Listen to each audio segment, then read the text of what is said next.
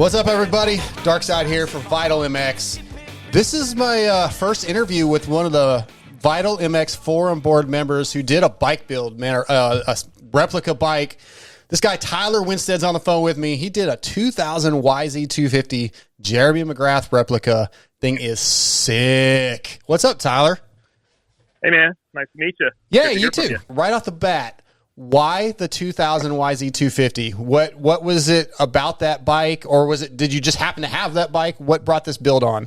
It kind of all just sort of fell into place. I always wanted to build like a replica bike, like a full spec, like kind of, well, you know, as far as a mortal can do. Yeah. So a buddy of mine ended up having this bike, and he was like, "Hey, you know, I'm looking to sell it." I was like, "Yeah, man, you know, I've got some parts," and we ended up trading. Like, he ended up getting a CRF 450. I had a ton of parts for that bike, so sort of gave him some used parts, and then he let me get this bike, like literally fully running everything, for about another $400 or $500.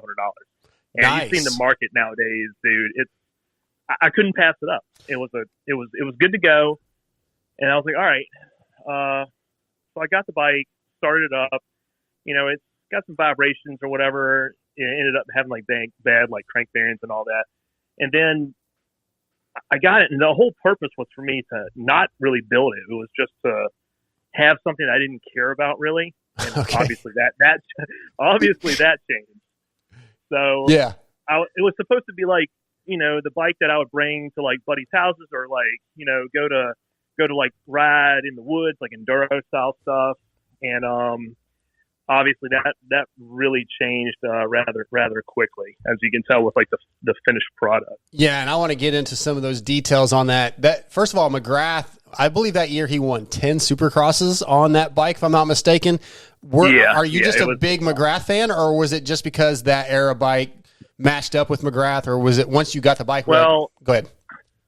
I always liked so the very first Supercross I ever saw. Like, I always loved dirt bikes from when I was 10, and then my dad ended up turning on the TV just one random time, and literally it was on like the last lap of a Supercross. I think it was like 1996, and I saw this Honda. I didn't know it was a Honda at the time, but all of a sudden I see this guy do a knack-knack. Didn't know it was called a knack-knack.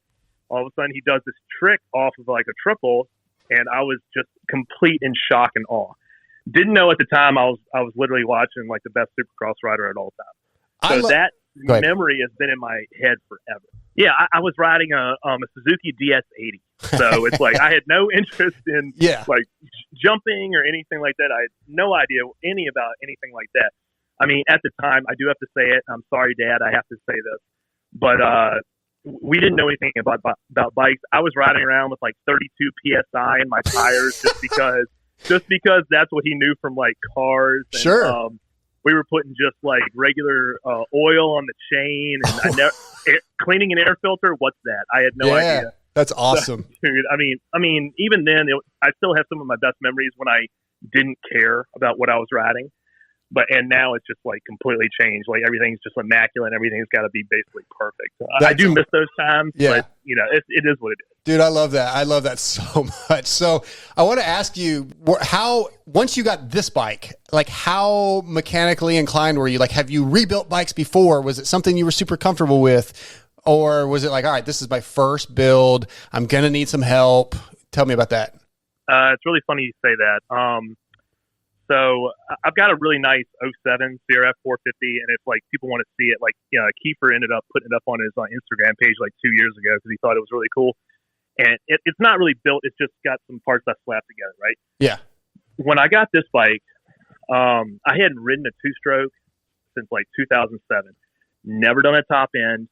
Never done anything. Never been in a transmission. I've never done literally any of that stuff. Yeah. Didn't really have any of the tools. But I had the passion. You know what I mean? And I was like, man, if I'm gonna do this, I'm gonna do this completely right. So I ended up entering it into like a bike build contest, like Broke the Built, and that's what kind of got me to want to finish the project because I needed a deadline, you know what I mean? So I got all the tools, like I got all, you know, case splitting, the whole deal, did all my research, and I ended up, you know, just falling in love with just building and wanting it to just be absolutely perfect. And I mean, if you look at like some of these up close photos of this thing, I've had people look at it and nobody can even find a single thing that either I missed or just something that wasn't done era specific or correctly. So it means a lot that I haven't really had any negative feedback on this thing. Yeah, like I watched your YouTube video, and guys, if you're listening to this, I'm sure you're Vital members. There's YouTube videos up. Michael Lindsay's posted them. There's some really cool videos, and I'm going to get into some of the details of this bike. But the one thing that stood out to me, with all the trick parts you have on thing, the paint looked on video unreal. Like, I don't know. It just looked magical. I don't know what the hell you did or who painted it. It damn sure didn't look like, a factory paint job. This looked like it was like, oh. Yeah, I've heard that too. So I'm just going to go ahead and tell people what it actually is. Okay. I've had so many people ask me about it. I will tell you this. In a garage, in like fluorescent light or anything like that, it does not look like what it looks like out in the sun. Okay. So because in a garage, the paint looks almost like teal. It's a really weird thing to even say, but that's what it looks like. Huh. So it's not Yamaha blue. It's not anything like that. It's legit candy blue with a chrome base. And makes sense. Yep. That's all it is. Yep. That candy blue you can chrome see. base. Yeah, the candy. Yeah, it's beautiful. It's got to be chrome base. You can't like so many people when they do candy, they get sparkle. Or like I can't like metallic or whatever. Yeah, it's got to be a chrome base, and that's why it pops when you see it in the sun. Dude, it's sick. I'm looking at it right now and saying like it's just really cool to look at. I agree. Hey, all right. So how long did this project take from start to finish? Got the bike February 28th of 21. Okay. I got it, and that's when I started figuring out, like, I started buying some graphics for it, the easy like, you can buy stuff. some cheap, yeah, like, I was like, you know what, I'm going to do these graphics, and I didn't want to do, like, the full McGrath graphics, because if I was going to do it, I wanted it to be, proper and specific. So I started getting some graphics for it, like, I got some, cheaper tires, and just, I was just going to make it for, like, the woods bike. Yeah. And then all of a sudden, I was like, man, I started buying nicer things. And then all of a sudden, I'm like, man, this is my opportunity to finally, build this bike the way I really wanted to and just go all in full bore, learn how to do everything, learn how to do the transmission, learn how to, jet the car, learn how to just do everything possible. So around, I don't know, June, I finally took the whole thing apart. It sat in my garage for like 4 months, just never touched it. So around June of last year, I tore all the way down, and I sent the frame out for powder coat. And I also sent the subframe because I didn't realize that I was going to get a titanium or try to find a titanium subframe, which we'll talk about that. That's a story all on its own. So it took 10 weeks just because of the whole pandemic thing that was going on. So it took forever to get it back. And then when I got it back, I found out about the Broke to Built contest that Prime MX was doing. Prime MX was doing. So that gave me the deadline finally to get this thing going. So I think it took literally exactly 6 months. And I wish I would have written down how many hours that it took to do this. But what was the hardest part really was the research and finding the parts. Because anyone that's built a bike or gotten factory parts or just anything that's not off the shelf, so many things on this are not parts that you can just go on Motorsport or Rocky Mountain ATV, just fill a cart up and hit buy. And then, $5,000 later, basically the whole bike is sitting, in parts and, in a box. Everything on this thing literally is just not something that you can just do that with. That was the hardest part, was trying to find all that stuff. So it took about right around 6 months. What was the first real difficult thing that you started to work on? Was it splitting cases, or was it really just getting the paint? Go ahead. Really, the motivation to I hear that to tear the motor down. Yeah. Because I've got other stuff going on. I help a lot of buddies out with tire changes and just fitting exhaust. The easier kind of things like that. I help a lot of people out like that. Garage is not too big, so I can only fit 3 or 4 bikes in here. And when I finally worked on this one, I had to have a spot for the motor to be, right. So I got like one of those motor stands and started, taking it apart. I was like, you know what? It's really not that much of this thing, but still, it was just the motivation to get it started. And from start to finish on the motor, because I had to do vapor blasting and all that stuff. It probably took like 60 days to do the whole thing. Like I took every gear apart. I inspected everything, and like I literally replaced every single thing inside the motor. Outside, I mean, every single thing has been touched, whether I buffed it or had zinc plated, or like getting the gears, tumbled, or I can't remember what you call it. I think you tumbled like the gears. Yeah. Strip smoother. So I had all that done. It's just so much stuff, and I didn't know anything about it when I started. And now I'm not gonna say I'm an expert by any means, but I mean, I could tear one of these down pretty simply now and get one together, which I have another build that I'm doing, which is like a Yamaha Troy bike, which we might talk about sometime down the line. Yeah. But, so I'm pretty excited about this stuff now. It's very impressive what you did to me, because I'm clearly not wired to do what you've done. Let's get into some of the details of this bike real quick. So the video shows all this bitchin' stuff, and the PC pipe, a bunch of carbon fibers between the chain guy and the clutch covers. Like I already mentioned, the paint, the Pro Circuit pegs. I did laugh at the MIG triple clamps on a McGrath bike. That's pretty funny. Yeah. And even like I got those from a sponsored racer. They weren't just like a shelf item. That I got that from Clayton Miller. He was like a sponsored. Yeah, he was a sponsored rider back in the day, and we were talking, and he wanted to help me out with the build. So these are actually directly off of his race bike. That's cool, Clayton. Yeah, he lives a couple hours from me. I'm just a couple hours north of Freestone. He's awesome. I really liked working with him, so I got to definitely give him a shout out. Awesome. Yeah. But then even like the tie wire on the fuel cap vent hose and the steering stem. Like, you saw that? I did. And that stuff is like, that's the little stuff that on the factory bikes you go like, that's so badass. Just the details are amazing. How accurate would you say your bike is, and what reference material did you use? If you go on Google and type in like Jeremy McGrath YZ250, literally the first bike that shows up, like the images, you should see this exact replica of that bike. I looked at every single photo, because it's one of the easiest bikes to actually like find that has a bunch of like up close and personal photos.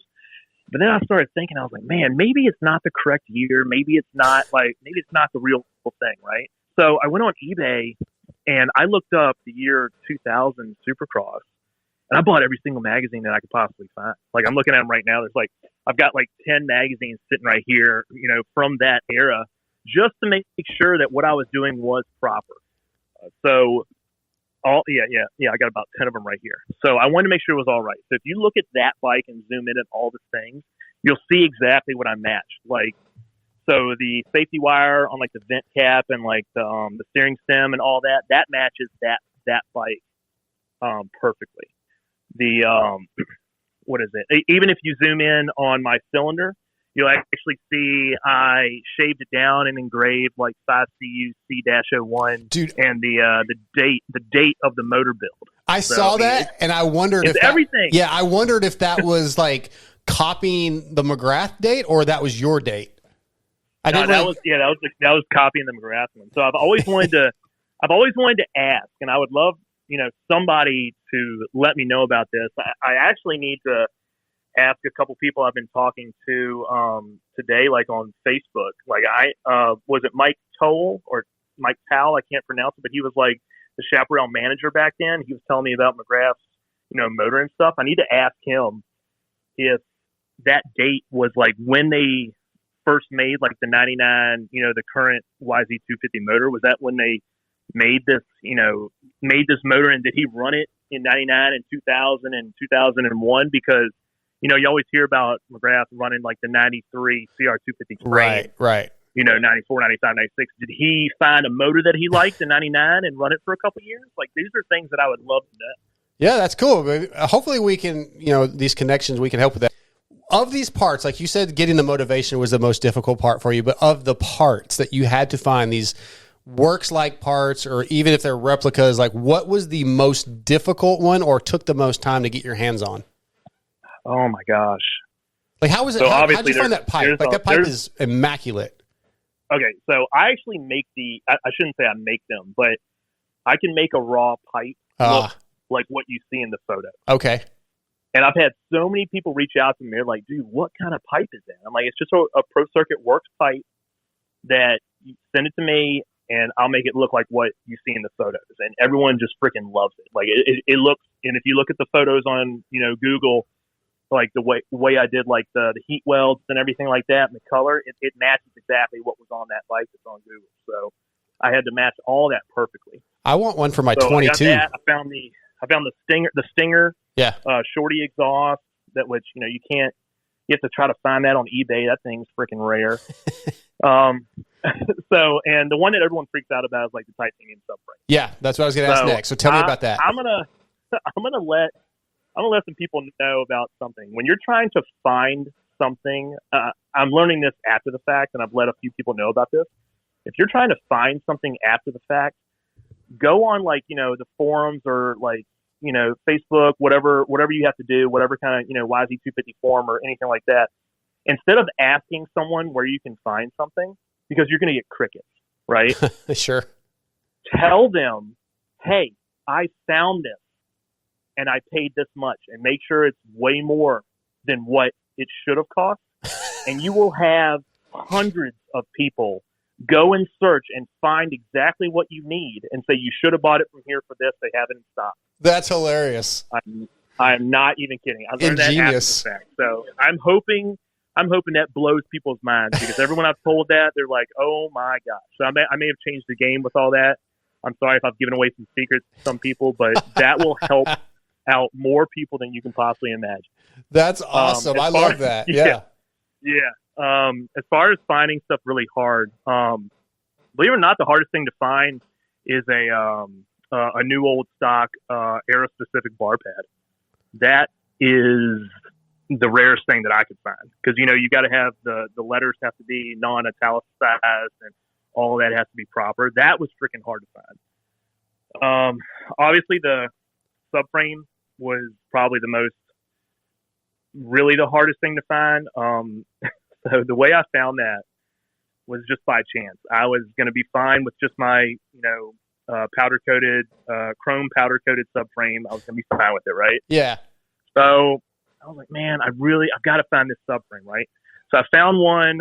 Doc Wobb had it for sale, in the UK for like $1,400. I'm like, oh my god! And he said it's damaged. I'm like, oh, this is even worse. So I'm like, all right, someone's bound to have one just somewhere. So I looked over all the forums. I searched eBay, and I'm talking, every day. I'm looking. Can't find anything. The only thing you can find is someone who's like, oh, I'll sell one for $500, but I won't accept PayPal. Well, I'm sorry. I'm not going to, give you Venmo and you're going to run away with my money. Right. So, I mean, it is what it is, right? So I was on Marketplace, Facebook Marketplace. I was just looking at other stuff. It had nothing to even do with dirt bikes. And I just happened to look at this photo, and I saw in the background of the photo in this guy's garage, there was like 7 or 8 looking like tube frame kind of things just sitting on a shelf. I'm like, man, that looks like dirt bike subframes. I'm like, what is the chance that that's something that I might be interested in? So I zoom in. I'm like, dude, that's like a round tubed frame, and it looks pretty what I think it is. I messaged the guy. He's like, yeah, it looks like it's I guess it's titanium for an early 2000s Yamaha. He didn't know what it was for. Didn't even know how he got it. Nothing like that. Jeez. I'm like, man, all right. How much you want for it? He said, you know what? You can have it for $60, but you have to take all the other ones. I was like, oh, okay. The other ones I couldn't do anything with. They were really damaged. Like there was a BBR one that was kind of cool, but it was so cockeyed. The only one that was even good was this titanium.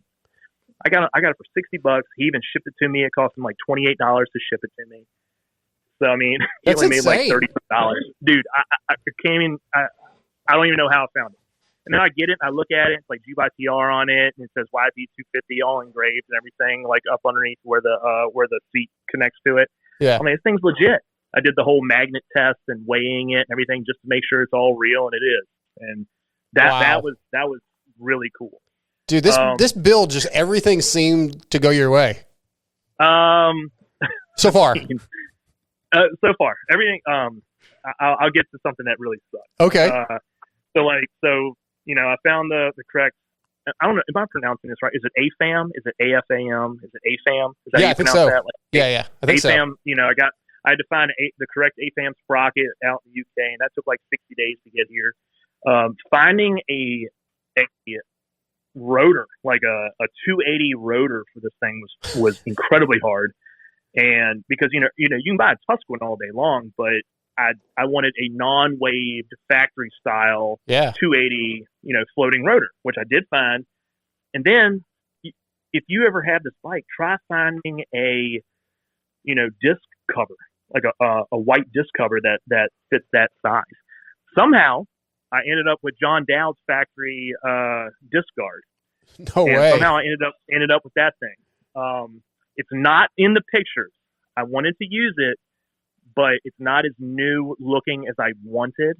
So I still have it. It's going to go on this Yamaha Troy bike that I have because I'm going to be okay with it. Yeah. But that thing's got like some scuffs on it and everything. I'm like, man, whose bike did he end up scuffing? I would love to know who he got into. Yeah, that's really cool. So that was hard to find. Carbon fiber parts. I ended up on the phone with the original owner of DFC Carbon.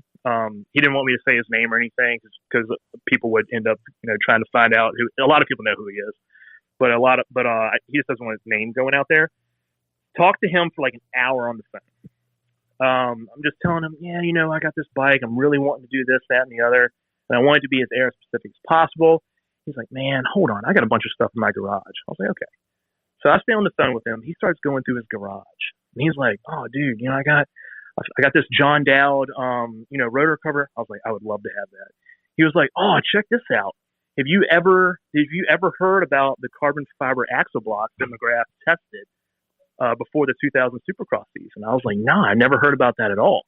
He sent me photos of them. He's like, the only reason they didn't run them is because it had one little indent from where they would, they would pinch it from doing whatever 90 foot-pounds or something like that. Yeah.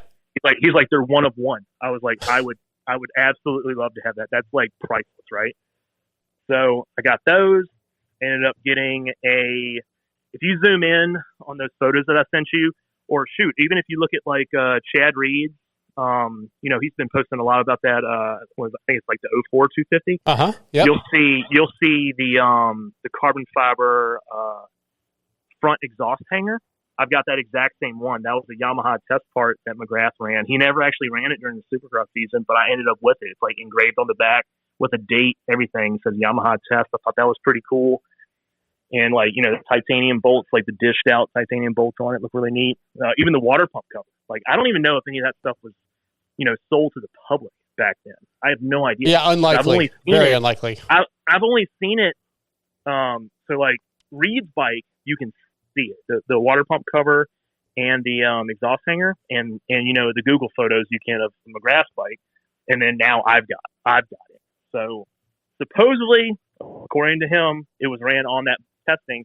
I would love someone to tell me if it's true or not, but there's no reason for me not to believe him. I mean, he said back in those days, it literally was the factory teams were calling him and saying, "Hey, make whatever you can out of carbon fiber. Let us run it, see if we like it. And if it saves weight, it works. We're going to run it in racing." That's interesting. That is very pretty cool. Yeah. So tell me what sucked. Those were the hard things. Tell me what it was that sucked. Oh God. Okay. So, tell me if there's a part you just could not find. I'll have to think about that while I'm still looking at it. Yeah. This is the part that really sucked. Every bolt, the whole bike, I took off, I cataloged, put it on a table, everything, took all the photos. I mean, we're talking hundreds of bolts, right? Yeah. I took each and every one to a buffing wheel, buffed all the zinc off of every single one. And my wife even was laughing at me with how long it was taking me to do this, right? Like every day after like my kid would go to sleep, I'd be on the buffer, probably an hour and a half after she goes to bed. Don't know how many days it took, can't remember. I'd rather not even remember this because how much it sucked.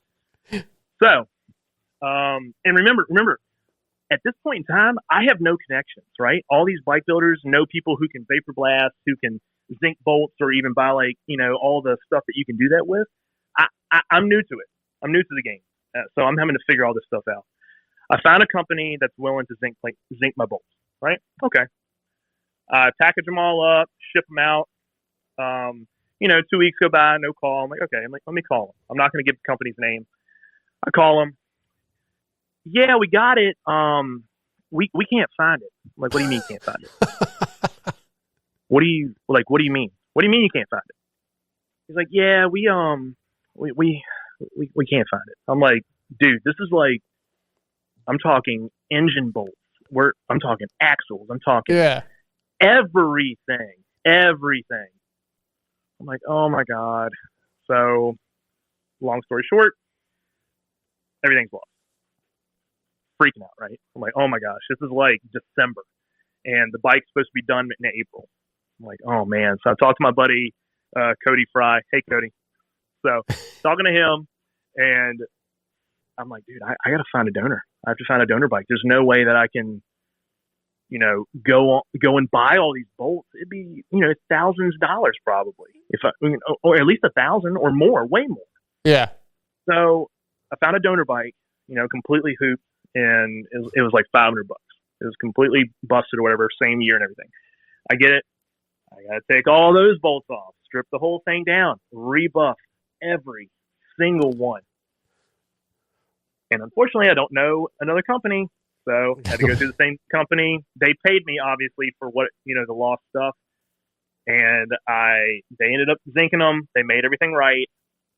But that entire process probably took, it was another 60 days. And they never found them. Never found them. Never found them. So they're somewhere there. Someone has them.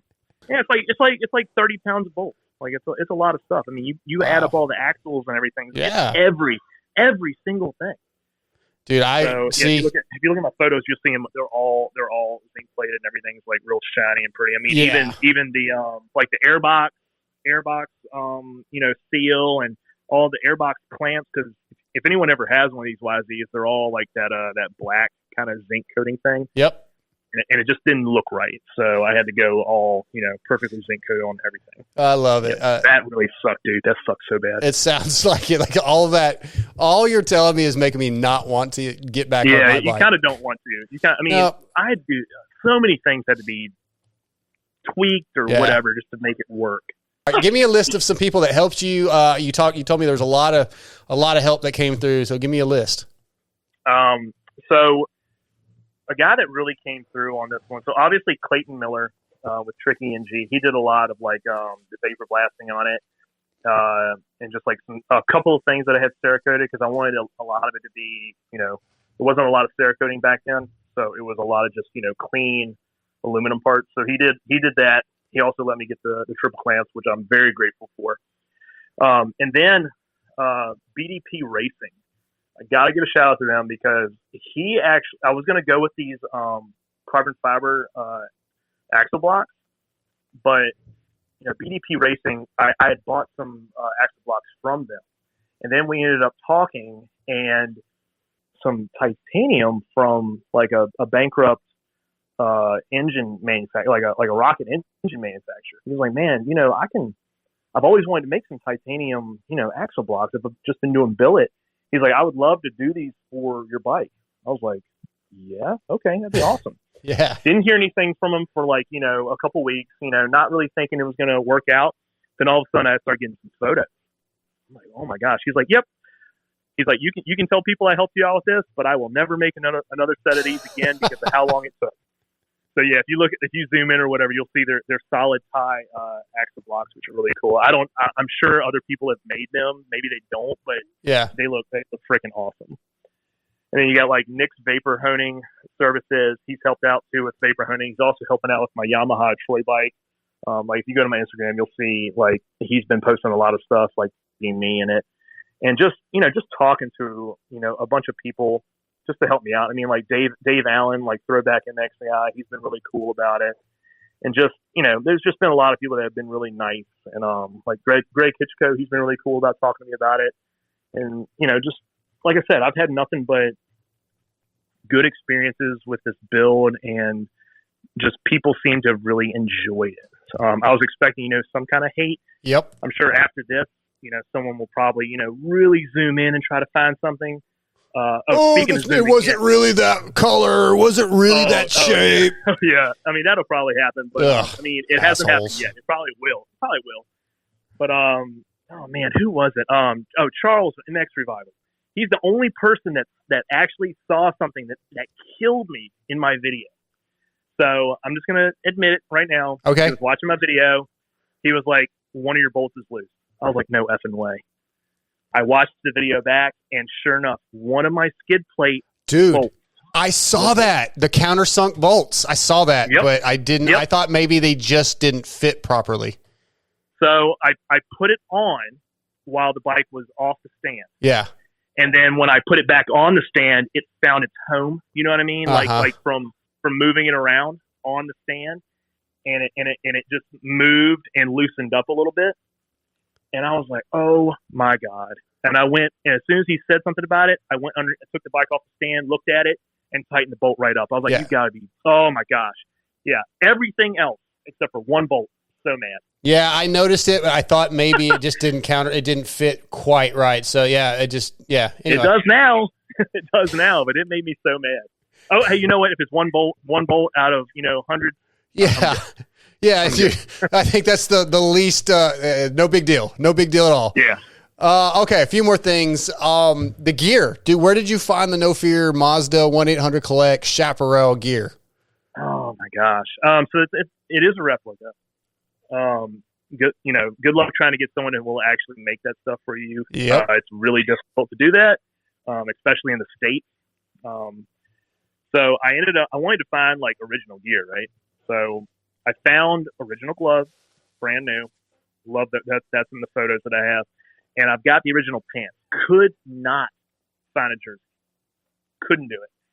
So I ended up finding a guy who would make me this stuff, and I sent him photos that I had seen of McGrath wearing it, and he copied all of that and made it for me. Okay, cool. Yeah, and it looks incredible. I thought so. Yeah, it's very accurate. All like the logos, the placement, even the colors, everything looks really good. I even got him to do one with my number 129 in Winstead. And I also have number plates for this bike to just say 129 because, I'm not a great rider, so I kind of don't want to just ride around with the number one and like McGrath number one on like my vintage ride days or anything like that. Because like I plan on riding this at like the vintage Supercross and like that big race like up in Ohio. So like the next throwback, like the vintage throwback or whatever. So I kind of don't want to run the number one. Yeah, I will if I have to, but the whole purpose of it is for people to enjoy it and remember, those days, right? That's the whole purpose. Yeah, it's a good purpose, and you did a great job. Talk about breaking it in. That was this last weekend, I think, or within the last few days. You broke that thing in for the first time, right? Yeah. So the contest was over. I didn't win. I was burnt out, right? Just completely burnt out about it. I was like, man, I've just put all this effort into it and everything like that, and I was just tired. I was just so tired. I had other projects that I needed to get, done. And, like I had like a big Hatfield McCoy trip coming up for a couple of days. So I had to get my other bike ready for that, like swapping it over from motocross to like off-road riding. I was like, man, okay. Finally, I didn't have the brakes bled. I didn't have anything like that. Oh, and I was also scared of starting the bike up and it just not working or locking up. Sure. Before I just didn't want to deal with that if that's what was going to happen. Because remember, it's my first time doing any of this, right? And the motor's not stock. Like literally nothing on it is stock. It's a big bore now, and like first time doing like actual race gas and just all of that. It was a lot of unknowns. It starts up, and dude, it's so freaking crisp, just as it was. Everything that I set up on it was just absolutely great. It sounds amazing. Like I love it. The first ride though, she's real fat on the top. Like the main jet, real fat. So obviously with like it being a big bore, I got to go a lot leaner. So I'm gonna ride it for the first time on Saturday. I have to give a shout out to John Kelly of South Fork MX. If anyone knows about that guy, he puts a lot into his tracks, and it's always perfect every time. So got to give him a shout out because that'll be the first place I actually ride the bike. How excited is that, everything man? Should be good. Everything should be good with it. Yeah. How excited are you about finally throw some laps in on that thing? Really nervous. So I'm so used to like 4-strokes. I mean, when I had the motor built, I wanted, so Eric Gore did like the cylinder work and everything like that. Yeah. I know you could look up whatever you want, but you know what? The people that have had bad experiences are always the ones that, want to chirp the loudest. He's been nothing but great with me and talking and answering all my questions, phone calls, the whole deal. So I'll always give him, my business with how awesome he's been. And, the testament of how good the bike sounds, everything's solid, everything's great. So, like I said, it's just, I had him tune it or like make it hit less in the mid. So it's more of a linear pull. I mean, I'm an old veteran guy now. Me too, dude. I don't want it to hit hard. I would rather, like I've got tendonitis in both wrists. Yeah. If anyone listening, ride dirt bikes, you can arm pump and, I could look at this bike and get arm pumped. So, and I mean, look at the triple clamps. Like it's all solid mounted. It's a 2-stroke, solid mounted, oversized bars. I mean, it's going to vibrate. That's sure. It is what it is. So if it can hit a little less, that's totally fine. But it's still making more power than a stock bike by a lot. Awesome. All right, last question, man. All in. You have an all-in total cost? I have no idea. Okay. I really. That's probably better. I really don't. I wish I would have taken written down more about that. Yeah.